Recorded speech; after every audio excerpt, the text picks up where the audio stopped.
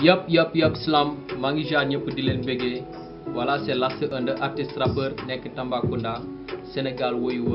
bang bang. Mon carrière en 2016 voilà commencé que quelques singles bokk ci ay différentes compétitions 2017 ma bokk ci compétition boo xam ni INEFE moo ko teg voilà donc bokk ci artistes yu ñu récompensé defal ñu album defal ñu tournée nationale 2018 ñuy continuer di xuus ba bokkaat ci beneen compétition bu USAID Néma teg en collaboration avec la région médicale voilà donc ma bokkaat ci artistes yu jël pay ñu defal ñu album defal ñu clip defal ñu quelques prestations au devant de la scène au niveau national voilà donc ñuy continuer encore di xuus di def suñuy parcours di def clip def aussi participation lii di problème mu lycée Mame Cheikh Mbaye ci construction yi def nañ ci son def ci clip voilà donc 2019 on a décidé vraiment de faire un album parce que Tamba fii nii gars yi lu ñuy génne lu ci gën a bëri ci ay produits boo xoolee ba xool ay mixtape lay doon ak ay EP voilà donc nous on a pris vraiment la décision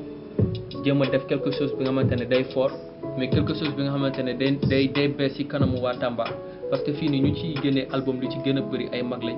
voilà ce sont des grands artistes voilà donc pourquoi pas un jeune artiste bi nga xamante ne mu ngi ci diggu carrière am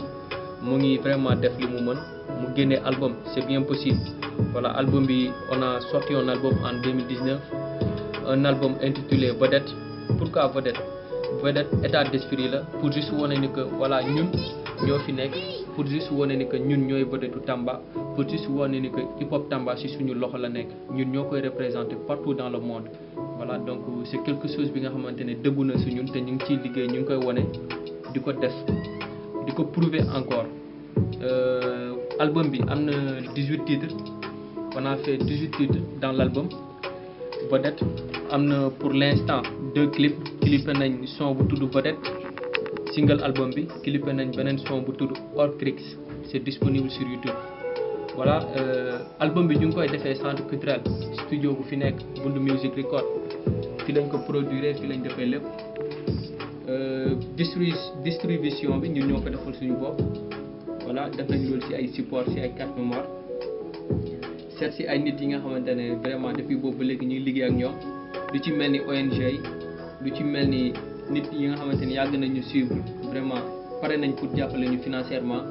defar nañ leen ci support yóbbal leen ko jaay leen te aussi jaay nañ quelques personnes album bi ci via les réseaux sociaux lu ci mel ni WhatsApp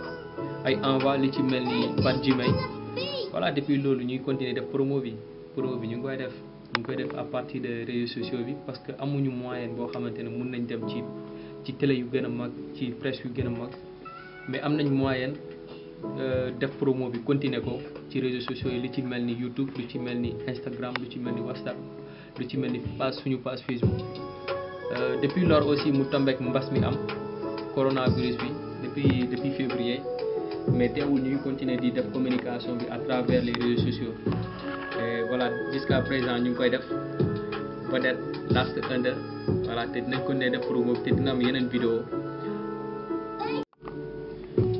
waaw comme d'abord affaire yi moom da ngay takkale di def parce que yaa bëgg mais doo am benn producteur bu lay ñëw di la jàppale doo am benn bailleur wala soit benn autorité wala benn nit qui que ce soit ñëw jël xaalisam jox la pour nga mun a def say business yow yaay obligé defal sa bopp comme ñun ñooy defal suñu bopp ñooy def lépp production beeg lépp da ngay fay say clip à un moment donné day métti quoi voilà donc de ce fait maa ngi lancé message autorités yi producteurs yi ak képp koo xamante ne voilà yaa ngi bëgg a jàppale jeunes yi muy ci côté musique ak ci côté bu mu munti nekk da nga mun ko def voilà mun nañ ñëw jàpp ci gars yi parce que gars yi ñu ngi góorgóorlu ñu ngi def lu ñu mën loolu mooy l'essentiel te bu pare duñu hésiter di investir ci lu ñu nekk muy musique bi donc bu ñu amee benn nit bu ñuy jàppale par rapport ak financement bi wala matériel wala ak lu mu munti doon ñun ñoo ngi fii. C'est ça loolu mooy importance bi loolu mooy message bi ma bëgg a lancer en fait bon à part ça nag dañuy continuer du ñu mus a bàyyi parce que affaire bi ñun ñoo ko bëggal suñu bopp kenn waxuñu ni def ko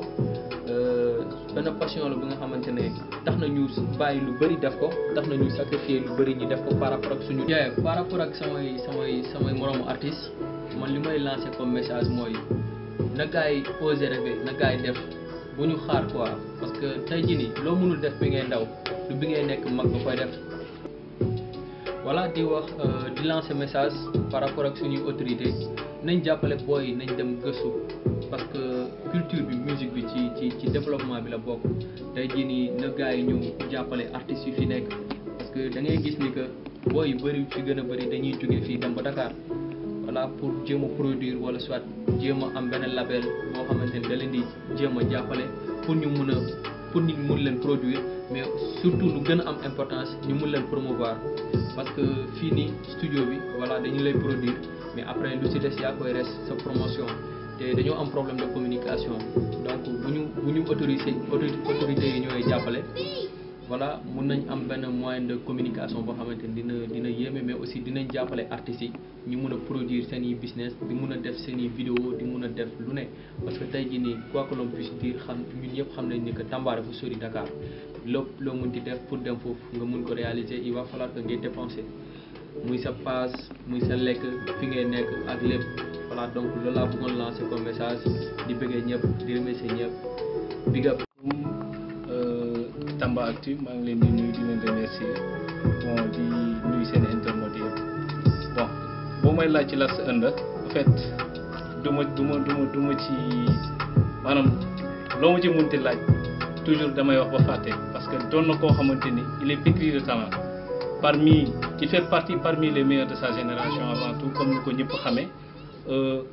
depuis ndorteel bi wane na ni moom gëm na lam doon. gëm na boppam gëm na lam doon te gëm na li muy def parce que musique ñuy rawantee mooy ku ëpp pas-pas ci li muy def ci njëlbeen la ñu woon boppam moom ñëw na mu ne moom ñëwul ngir xëccoo mbala ñëwul ngir tolloole boppam ak nit ñi depuis début bi ñun ñu ngi koy suivre te boobu ba léegi bàyyi ñu di koy suivre récemment bokk na ci concours yu bëri ba pare mu nekk meilleur ci concours yooyu noonu donc tey nit ki boo demee ba gis nit kuy jàppale boppam kooku waroo ko mën a bàyyi quoi à mon avis te ñëpp gis nañ ko Tamba ba Tamba dañ gis nañ ni booy bi amee pas-pas ci ay yëfam donc ñun defuñu lu dul soutenir ko ci loolu waaw loolu la quoi. wul nekk màggatum golo pour mun a yéeg lakkat la su ma waxee pourtant da ngay dégg yéene bàyyi la moo ñu feeñu doom ji mujj réer départ ci yoon bu sew arrivé ñëpp réer ragal naa def lu baax ndax lu bon la may récolté ragaluma kenn ndax même kersa dafay révolté fii ak fukki at ci kanam dina am ñu naan lastu ñoo ko jàppale to take my life crazy my life ndaxte am na ñu ko bëgg a saboté hot my life busy my life love my life sama esprit am na matin yu muy évoqué amul seede bu gën a garanti bosu yàlla dund naa spirituel donc seere yàlla gis naa mbax gis bon gis jàmm ak fitna dund mbax ak bon sori jàmm jege fitna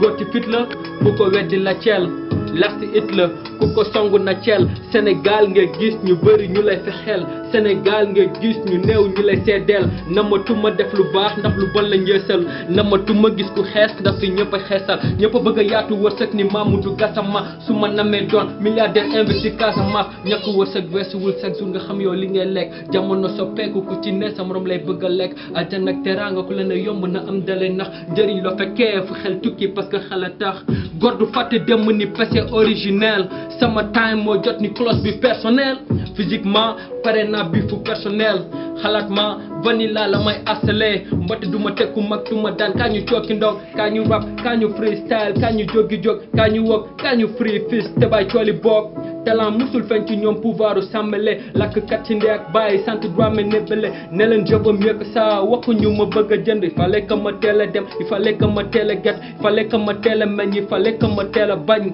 nitu dëgg foog nga yor la mi ñu Molière sama rek mooy nu may def ba tàkku koko jon lëndëm du téema tëj samay bët mun naa fay sa leer si suuf laa jógee pourtant ci kaw lay am sa leer ADT dafa bokk sama parcours orchestre yu ma jaar chorale yu def ci ma parcours def naa théâtre def naa slam ak Joe Dassoulaar def naa technique depuis True ak Kalif under Sif ci sa Saraba night club Raven night club seen petit gàlle grand théâtre ak sa Yves Mar ko représenté naa suma town au niveau national la under bang bang